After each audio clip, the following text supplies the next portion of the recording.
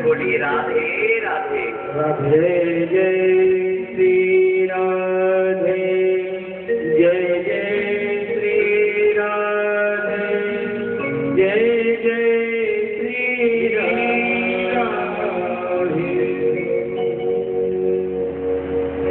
राधे। श्री राधे।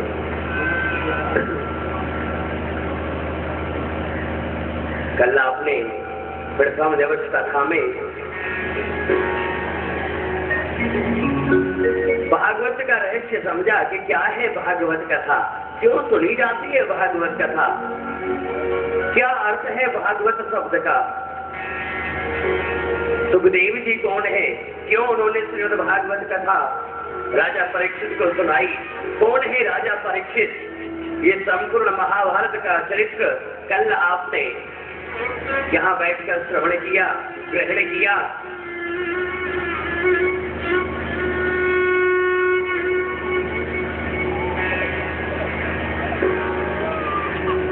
विदुर जी के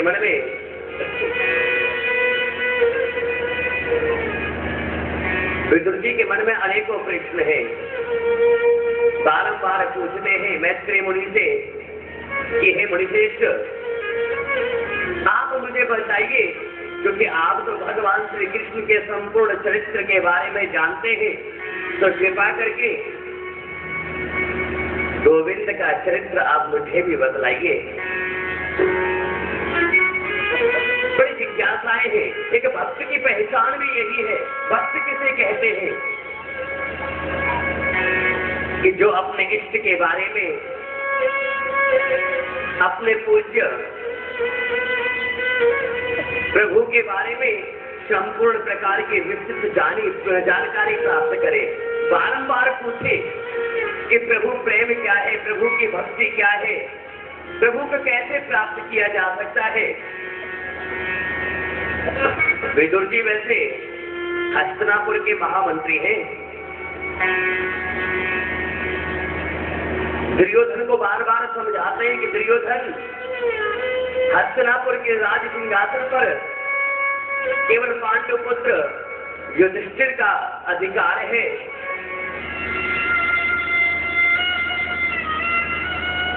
लेकिन अहंकार के वशीभूत हो दुर्योधन इस बात को नहीं मानता। और जब अधिक विदुर जी ने बहुत अधिक समझाना चाहा तो उन्हें अपनी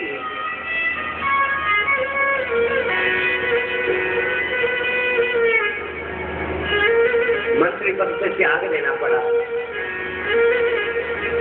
आज मेरे गोविंद हस्तिनापुर में पधारे हैं कि किसी तरह पांडव और कौरवों के बीच संधि हो जाए।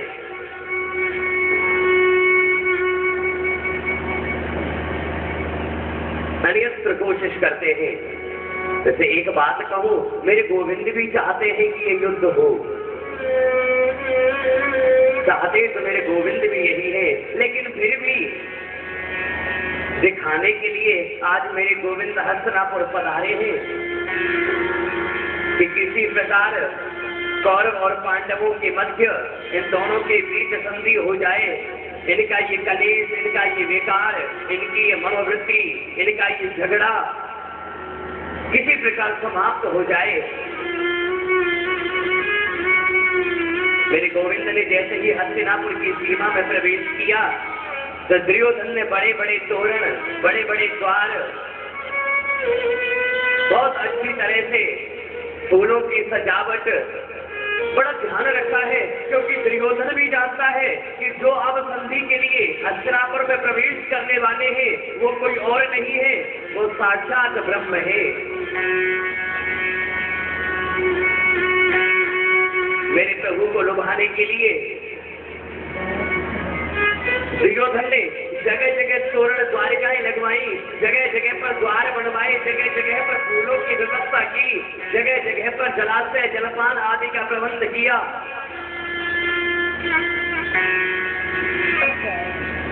जैसे ही मेरे प्रभु ने हस्तिनापुर में प्रवेश किया, अन्यत्र हस्तिनापुर के जितने भी वासी हैं सभी एकत्रित हो गए, भीड़ लग गई कि अरे हस्तिनापुर में द्वारकाधीश पधार रहे हैं। सभी दर्शन करने के लिए एकत्रित हुए और उसी भीड़ में विदुर जी और विदुरानी भी खड़े हुए हैं। आज उनके पास, ध्यान दीजिएगा, आज उनके पास हस्तिनापुर के राजमंत्री की पोस्ट नहीं है, आज वो जनसाधारण है, भीड़ में खड़े हुए हैं।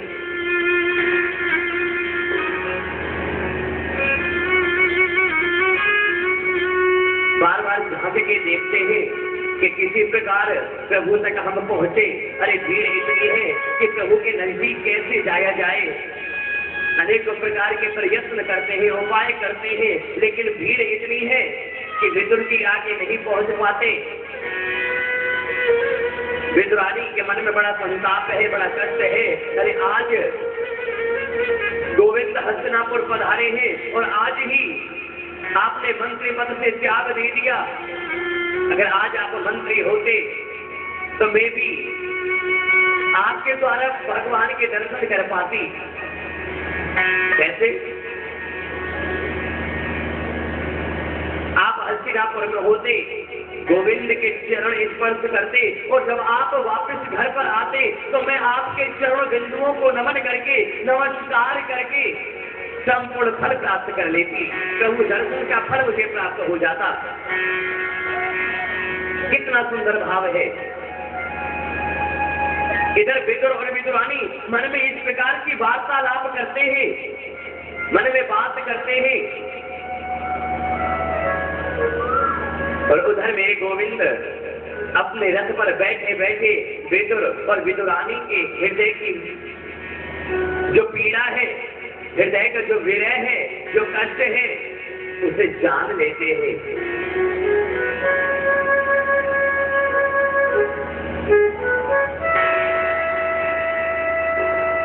विदुर जी विदुरानी को समझाते हैं, अरे अगर हम प्रभु को नहीं देख पा रहे इतनी भीड़ में तो क्या हुआ, लेकिन प्रभु तो हमें देख रहे होंगे ना। प्रभु की दृष्टि अगर हमारे ऊपर पड़ गई तो भी हमारा उद्धार हो जाएगा। मैंने आपको बतलाया था कि एक जीवात्मा और परमात्मा में भेद कितना है। जीव को प्रभु तक पहुंचने में कितना विलंब होता है, कितनी दूरी है, इस बात को समझे। मनुष्य के जीवन का उद्देश्य क्या होना चाहिए? मनुष्य के जीवन का उद्देश्य होना चाहिए कि किसी भी प्रकार परमात्मा को प्राप्त कर ले, किसी भी प्रकार परमात्मा के श्री चरणों को प्राप्त कर ले, उनकी भक्ति को प्राप्त कर ले। और जहाँ भाव होता है ना, वहाँ मेरे गोविंद होते हैं। जहाँ अहम होता है वहाँ मेरे गोविंद नहीं होते। विदुर और विदुरानी के मन में बड़ा सुंदर भाव है। इतनी भीड़ है, हम प्रभु तक कैसे पहुंचे? लेकिन विदुर जी अपनी विदुरानी को समझाते हैं कि विदुरानी, अगर हम उन तक ना पहुंच पाए तो क्या हुआ? मेरे कृष्ण, मेरे गोविंद तो बड़े दयालु हैं, हमारे हृदय की वेदना, हमारे हृदय की पीड़ा को समझ रहे होंगे। उनकी दृष्टि तो हम पर जरूर पड़ेगी, और अगर गोविंद की दृष्टि किसी के ऊपर पड़ जाए तो फिर जीवन सफल हो जाता है।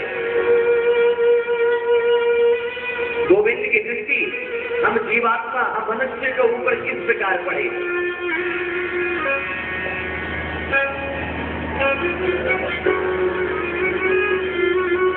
उस सूरत में केवल दो ही उपाय है। एक होता है उपाय, ध्यान दीजिएगा, बड़े ध्यान की बात है, बड़े ज्ञान की बात है। एक होता है उपाय और एक होता है उपेय। उपाय माने कोई भी कर्तव्य, कोई भी कर्म, और उपेय, उपेय माने उस कर्म के द्वारा प्राप्त होने वाला फल। उपाय करें और उपेय को प्राप्त करें, कर्म करें और मंजिल को प्राप्त करें। एक होता है उपाय और एक होता है उपेय। इन दोनों में भेद क्या है, इनकी परिभाषा क्या है? हम मंदिरों में जाते हैं, बड़ी विडंबना, हम देखते हैं, आप भी देखते हैं, ये समाज देखता है। आज आप जाइए, मंदिरों में बड़ी बड़ी भीड़ उमड़ रही है। हनुमान मंदिर, भैया यहाँ पर 11 बार हनुमान चालीसा का पाठ करें तो मन की मनौती पूरी होती है। मंदिरों में बड़ी बड़ी भीड़ उमड़ रही है।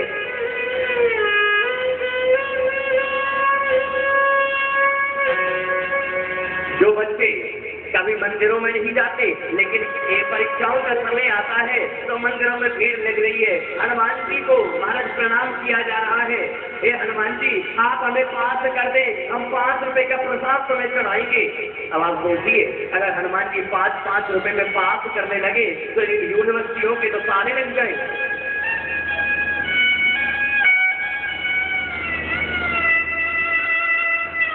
मंदिरों में जा रहे महाराज, भीड़ पर भीड़ लगी है। प्रत्येक गली के प्रत्येक नुक्कड़ पर मंदिर में भीड़, अपार भीड़ उमड़ रही है। पर भावना क्या है? अब भाव को समझिए कि बिना काम वासना के, बिना किसी वासना के, बिना किसी इच्छा के हम भगवान की तरफ देखते भी नहीं।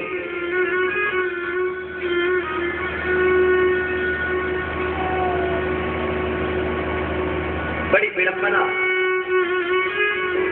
हम उपाय करते हैं, मंदिर में जाते हैं, मंदिर में जाना, भगवान को नमस्कार करना, भगवान की ज्योत जलाना, भगवान से प्रेम करना, भगवान से मांगना, ये तो है उपाय।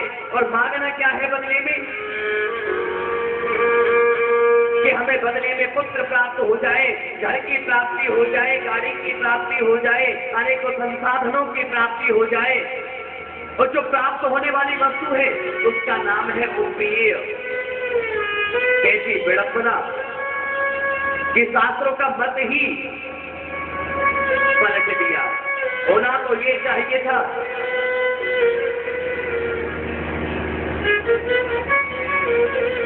होना क्या चाहिए था? होना तो ये चाहिए था कि महाराज हम मंदिर में जाते, भगवान को प्रणाम करते और बदले में भगवान को ही प्राप्त करते। लेकिन होता क्या है, हम मंदिर में जाते हैं और संसार को मांगने के लिए, संसार की वासनाओं को प्राप्त करने के लिए, संसार की मनोवृत्तियों को प्राप्त करने के लिए, संसार के संसाधनों को प्राप्त करने के लिए।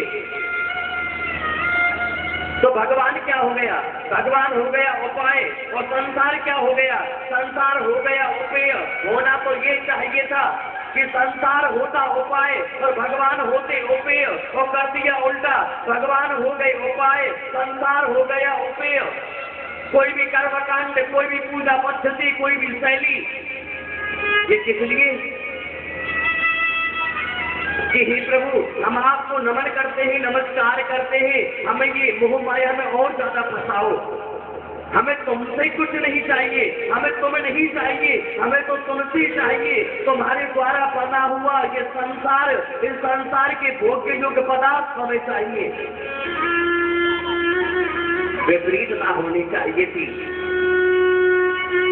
अपोजिट सिचुएशन होनी चाहिए थी। हमारी विचारधाराएं पलट जाती, हमारी थिंकिंग बदल जाती, हम अपने भाव को बदल देते,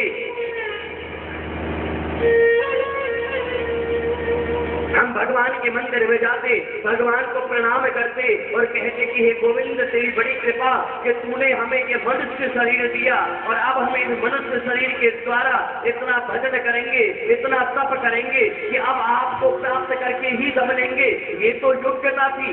लेकिन मंदिर में जाते हैं इसलिए नहीं कि हमें भगवान चाहिए, मंदिर में जाते हैं इसलिए कि हमें भगवान आपसे, हमें आप नहीं चाहिए, हमें तो आपसे चाहिए। जो संसार के भोग्य योग पदार्थ हैं, हमें एयर कंडीशनर चाहिए, हमें गाड़ी चाहिए, हमें बंगला चाहिए। कितनी विडंबना है, कैसा भाग्य, कैसा दुर्भाग्य, कैसी हमारी मनोवृत्ति, कैसी हमारी भावनाएं।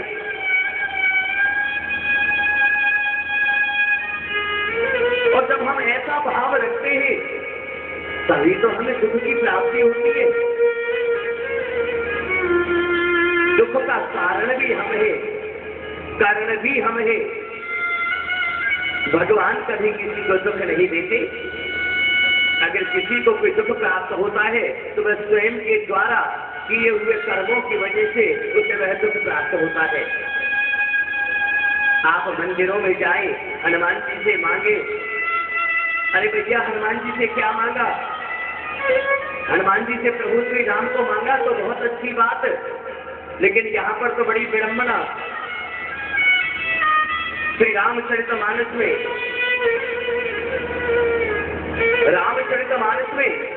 हनुमान जी लंका में पहुंचे माता सीता की खोज करने के लिए। ध्यान देना, बड़े ज्ञान की बात है। और इन्हीं ज्ञान की बातों को सुनकर के हम अपने जीवन को पवित्र करते हैं, अपने मन की जो विकार है, वासनाएं हैं, उनसे मुक्ति प्राप्त कर सकते हैं। और वो कैसे प्राप्त होगा? जब हम ज्ञान की बातें सुने और इन बातों को सुन करके अपने जीवन में उतारें। हनुमान जी लंका में पहुंचे माता सीता की खोज करने के लिए।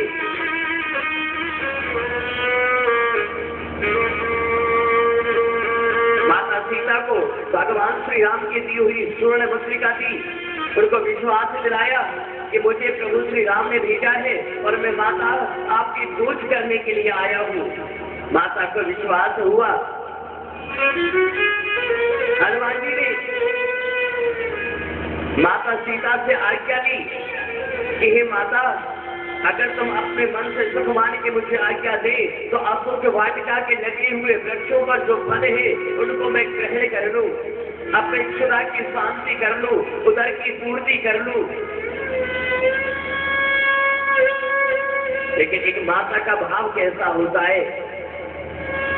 माता सीता ने कहा, पुत्र, यहाँ पर राक्षस अशोक वाटिका की रक्षा के लिए खड़े हुए हैं, तुम्हें प्रताड़ित करेंगे, तुम्हें कष्ट देंगे, तुम्हें दंड देंगे।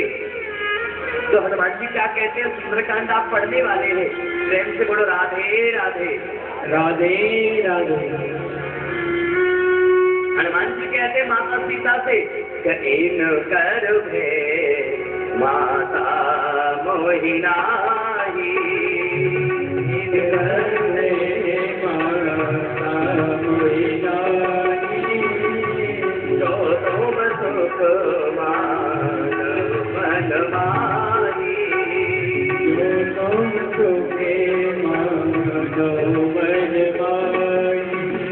माता मुझे इन राक्षसों का भय नहीं है। अगर आप अपने हृदय से मुझे आशीर्वाद दें तो मैं अशोक वाटिका के वृक्षों पर लगे हुए इन फलों को निर्मित कर लूं, इनको ग्रहण करके अपने उदर की शांति कर लूं। अरे माता, आप मुझे आज्ञा दें। एक और फायदा, अगर इन राक्षसों ने मुझे रोका तो इनके साथ युद्ध होगा, और अगर इनके साथ युद्ध हुआ तो मुझे पता लगेगा कि दशानन रावण की सेना में, दशानन रावण में कितनी ताकत है, उसकी शक्ति का ज्ञान भी मुझे होगा। और जब मैं यहाँ से अपने प्रभु श्री राम के पास जाऊंगा तो उन्हें रावण की शक्ति का ज्ञान भी दे पाऊंगा। माता, आप मुझे आज्ञा दें। हनुमान जी आज्ञा लेकर के माता सीता की अशोक वाटिका में लगे हुए वृक्षों पर जो फल थे उनको खाने लगे। अब बानर की प्रवृत्ति कैसी होती है? कुछ एक फलों को खाया, कुछ को चखा। बंदर होता है क्या? गुर्राता है। ऐसे ही हनुमान जी भी करने लगे। जो वहां रखवाले थे उनको महाराज वो फल पर निशाना लगा लगा के मारने लगे। जब वो रखवाले वो राक्षस हनुमान जी को पकड़ने के लिए आए तो कछु मार सी कछु मर सी कछु मार सी कछु मर सी कछु मिलिए सीधर दूर और कछु कोई जाए पुकारे प्रभु आवा पर कटवल कछु मारी थी कछु मर दी। हनुमान जी ने कुछ राक्षसों को तो मार ही दिया, कुछ मर दी थी, कुछ बेहोश हो गए। जो कुछ आधमरे बचे वो भागे भागे दशानन के पास गए कि दशानन एक बानर असुर को वाटिका में घुसाया है, जिसने असुर को वाटिका को तहस नहस कर दिया है। सुनकर के दशानन को बड़ा क्रोध आया, अपने छोटे पुत्र अक्षय कुमार को भेजा। अक्षय कुमार के साथ हनुमान जी का युद्ध हुआ। हनुमान जी ने अक्षय कुमार को मृत्यु दे दी,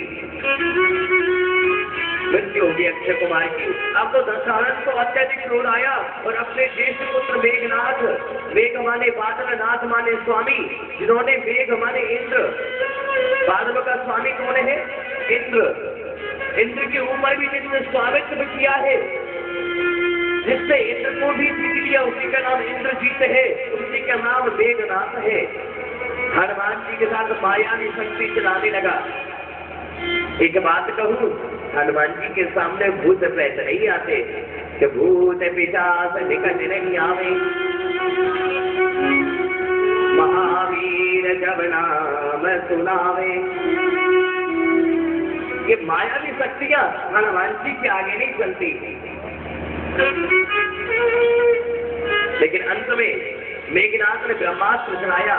हनुमान जी ने सोचा कि जो न ब्रह्म सर्वान हो तो महिमा मिटे अपार।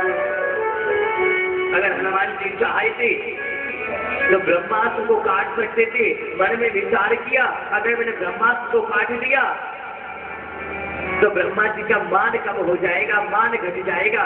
इसलिए चुपचाप बन गए। मेघनाथ पकड़ के दशानन के दरबार में ले जाता है। हनुमान जी को आसन बना दिया। हनुमान जी ने अपने ही पूछ के द्वारा आसन बना करके रावण से ऊंचा अपना सिंहासन बना लिया। सामने दशानन रावण है और उनके सम्मुख हनुमान जी। बड़ी विडंबना। मैं बताना क्या चाहता हूँ कि भाव कैसा होना चाहिए, उपाय और उपेय में भेद क्या है मुझे पता रखा है। तुमने मुझसे क्या पूछा कि मैं कौन हूँ? अरे मूर्ख, अगर तुम ये पूछ लेते कि मुझे यहाँ भेजने वाला कौन है तो राम कथा में तुम्हें सुना देता। और तुमने पूछा भी तो क्या कि मैं कौन हूँ? और अगर तू जानना चाहता है तो सुन, मैं प्रभु श्री राम का दास हूँ। अट्टहास करके रावण हंसने लगा। एक दास होकर के दशानन के सामने हंसता है। हनुमान जी कहते, अरे दशानन तू बड़ा अभागा है, बड़ी दया आती है मुझे तेरे ऊपर। अरे मूर्ख रावण, तू मुझसे कहता है कि मैं प्रभु श्री राम का दास हूँ। एक दास की इतनी हिम्मत कि वो तुम्हारे सामने बोलने की चेष्टा करता है। लेकिन सावधान रावण, मैं तुम्हें बता देना चाहता हूँ कि मैं केवल श्री राम का दास हूँ। तू काम का दास है, तू क्रोध का दास है, तू मद का दास है, तू मोह का दास है, तू लोभ का दास है।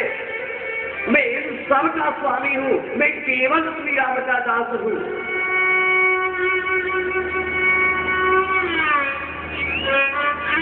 अरे रावण, अगर तुमने ये पूछ लिया होता कि मुझे यहाँ भेजने वाला कौन है तो मैं तुझे कथा सुना देता, तेरा उद्धार हो जाता, तेरी भ्रष्ट बुद्धि कुछ स्थिर हो जाती, तेरे पूर्वज ऊपर से देखते होंगे। और अगर तुम कथा सुनती होती तुमने जाने में अनजाने में